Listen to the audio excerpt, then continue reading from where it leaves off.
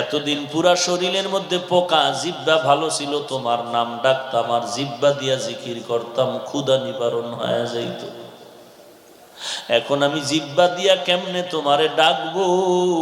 ও আল্লাহ, তুমি যা মনে করো পরীক্ষা আরো করো, তবে আমারে তৌফিক দাও, আমি ধৈর্য ধারণ করে যেন চলতে পারি। এমন কান্নার আওয়াজ, এলাকার মানুষ দুর্গন্ধে এলাকা ছেড়ে চলে গেল। হঠাৎ নবী তাকায় দেখে তার অনেক বিবি, কয়েকজন বিবি পাশে দাঁড়ায় বলে, তালাক দাও, আমরাও চলে যাব। আইয়ুব নবী বলে, যাও যাও, দুনিয়াতে মনে করছিলাম সন্তানের জন্য মা আপন বাবা আপন, আমার সন্তানও নাই, বাবাও নাই, মাও নেই।